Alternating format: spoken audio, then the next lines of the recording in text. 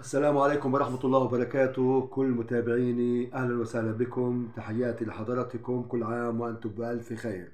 موضوعنا لهذا اليوم هو عن شهر رمضان المبارك. شهر رمضان هو شهر الخير والبركات والغفران. شهر رمضان شهر الصيام والقيام والتهجد والتراحم والتواصل والتسامح، شهر التقوى والصبر. هو الشهر الوحيد الذي حظي بصفة الكرم والإحسان. رمضان هو شهر صيد الفوائد، شهر الخير والتغيير. أهلا رمضان، بسم الله الرحمن الرحيم. أهلا بشهر الخير، شهر اختصه الله بفضائل عظيمة ومكارم جليلة، فهو كنز المتقين ومطية الساكنين. قال المولى عز وجل: شهر رمضان الذي أنزل فيه القرآن هدى للناس وبينات من الهدى والفرقان. شهر اختصه الله بتنزيل الرحمات والبركات من رب الأرض والسماوات. يقول النبي المصطفى صلى الله عليه وآله وصحبه وسلم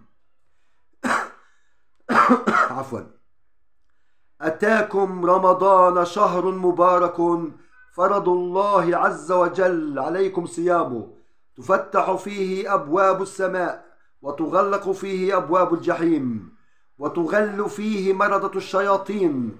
لله فيه ليلة خير من 1000 شهر، من حرم خيرها فقد حرم.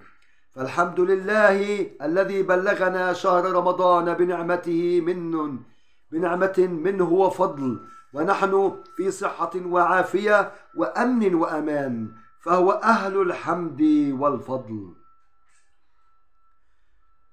فرحنا برؤية هلاله، فهلاله ليس كبقية الأهلة، هلال خير وبركة، عم ببركته أرجاء العالم، ونشر في النفوس روح التسامح والألفة والمحبة والرحمة.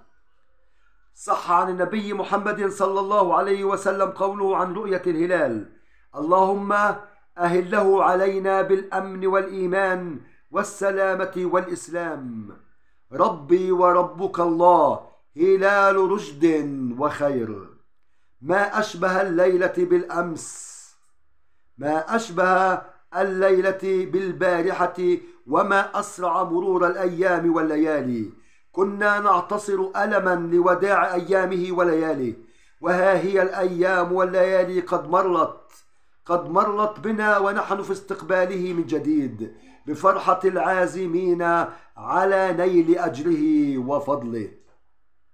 فلنجدد النية والعزم على استغلال أيامه ولياليه، ولاغتنام فرصة وجني ثماره، وليرى الله فينا خيرا في شهرنا، وليكن التقوى هو هدفنا وشعارنا، ولنتسابق للخيرات من أول أيامه، فالنفوس مهيئة لذلك.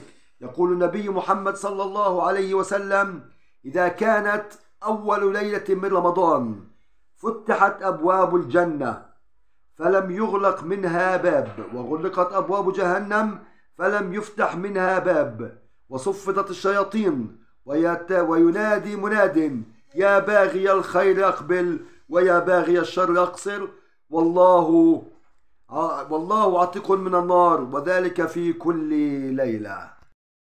ومن بين أسمى الغايات التي يجب أن يسعى المسلم لتحقيقها في هذا الشهر الكريم إصلاح النفس وتغييرها نحو الأفضل.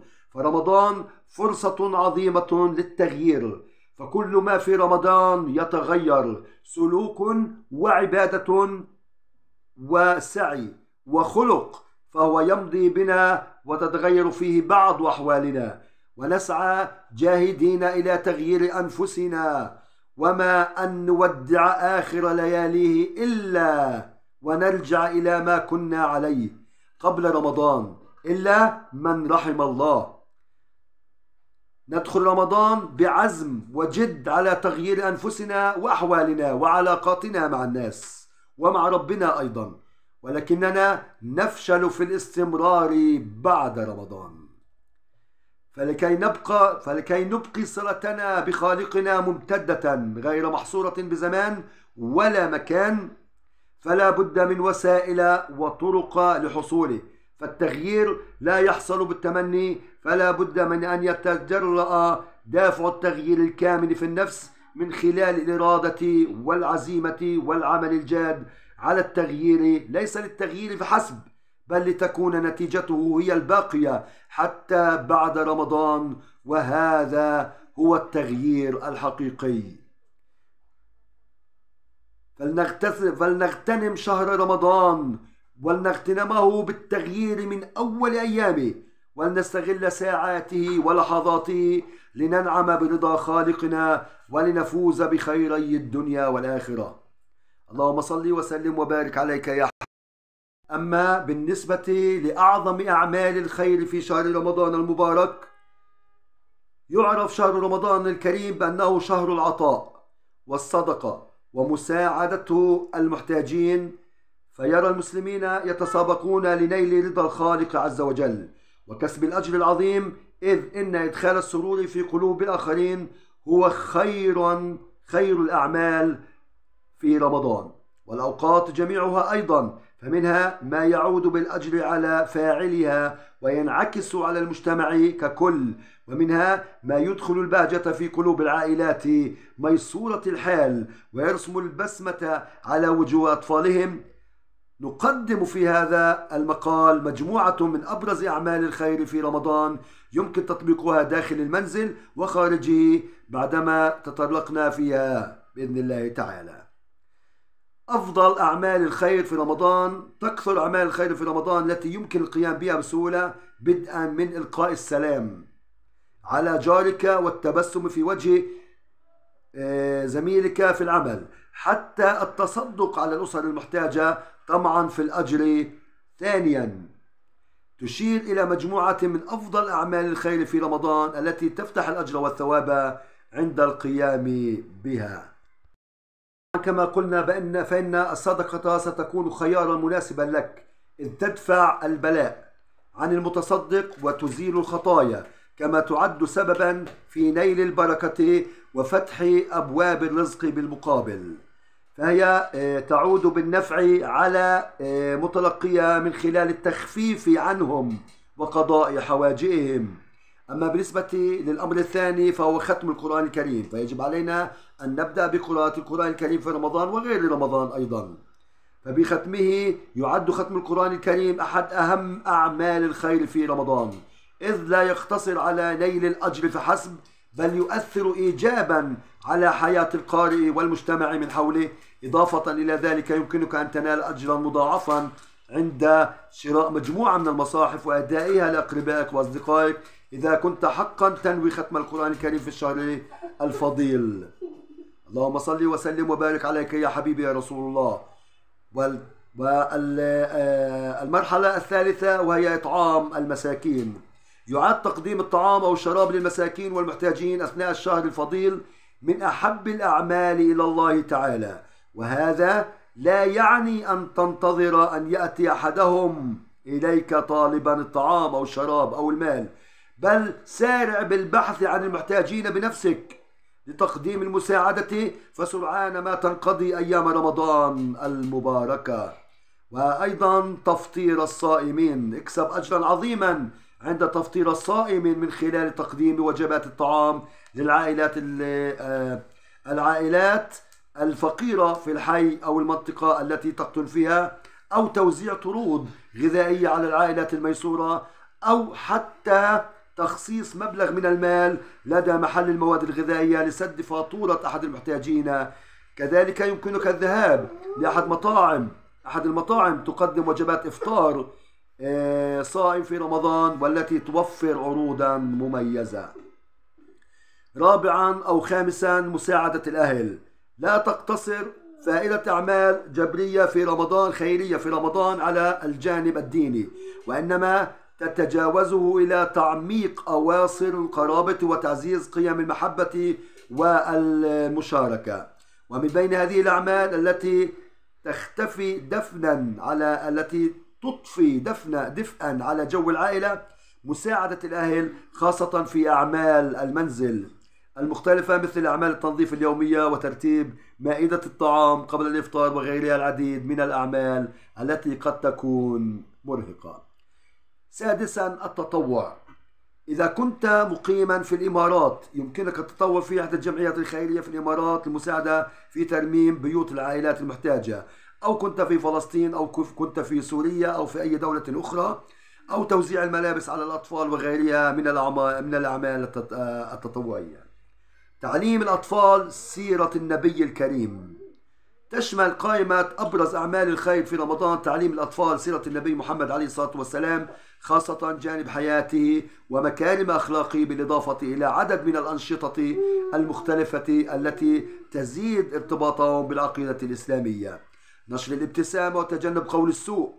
قد يشعر الصائم بالإرهاق والتعب نتيجة الامتناع عن الطعام لساعات طويلة والنوم في وقت متأخر في شهر رمضان، ما يؤثر على نشاطه وقلة كلامه، وقد ينعكس ذلك على وجهه. ولكن لابتغاء خير الأعمال في رمضان ننصحك أن تساهم في نشر الصورة الأبهى للمسلم الصائم، والتي تتمثل في التبسم في وجهه كل ما تراه، فتبسمك في وجه أخيك صدقة، وتجنب الكلام والألفاظ المسيئة، بالإضافة إلى التحدث بطريقة لبقة مع كل من تصادفهم من زملاء في العمل وباع في المحلات، وحتى مع أهل بيتك. إذا رأيت أحدا بحاجة إلى مساعدة في الشارع بادر بتقديم المساعدة بلطف واحترام. جوانب أخرى من أعمال الخير في رمضان: صلة الرحم، التبرع بالدم في أحد مراكز التبرع بالدم في الدول، كفالة اليتيم، يمكنك الاطلاع على إجراء كفالة اليتيم، الإقلاع عن التدخين، زيارة مرضى السرطان وتقديم الهدايا لهم، الدعاء بالخير للمسلمين. سلطنا الضوء في هذا المقال على أفضل أعمال الخير في رمضان التي تكسب صاحبها أجرا عظيما وتقوي صلته بالعائلة وتحقق الغاية الأساسية من الشهر الكريم، المتمثلة في تعزيز مبدأ التكافل الاجتماعي وتنشر البهجة في قلوب المحتاجين. يمكنك دوما تصفح مدونتنا والاطلاع على مقالاتنا في رمضان، حيث تبدأ عروض التسوق التي تقدمها أشهر المراكز التجارية في فلسطين وفي الدول العربية من أماكن للسحور وإطعام المساكين. اللهم صل وسلم وبارك عليك يا حبيبي يا رسول الله. كان هذا لقاؤنا لهذا اليوم، وهي عن فوائد شهر رمضان والمكاسب التي يكسبها الإنسان في شهر رمضان: الابتعاد عن المساوئ والاقتراب من الإحسان إلى الناس بكل أشكاله. هذا هو الجزء الأول من سلسلة رمضان كريم. اللهم يا رب بلغنا رمضان لا فاقدين ولا مفقودين. اللهم آتنا في الدنيا حسنة وفي الآخرة حسنة وقنا عذاب النار. اللهم تقبل منا الصلاة والصيام والدعاء يا رب العالمين، وارحمنا برحمتك، وآتنا في الدنيا حسنة وفي الآخرة حسنة وقنا عذاب النار، وارحم أمواتنا وأموات المسلمين، اللهم آمين يا رب العالمين. كان معكم أخوكم الإعلامي عماد زيد. لا تنسوا الاشتراك بالقناة، ولا تنسوا أيضا حملتنا في رمضان بإذن الله تعالى عن طريق قناة الإعلامي عماد زيد، مساعدة القنوات التي تعيل الأيتام. وشكرا جزيلا لسعة صدركم. كل عام وأنتم بخير. السلام عليكم.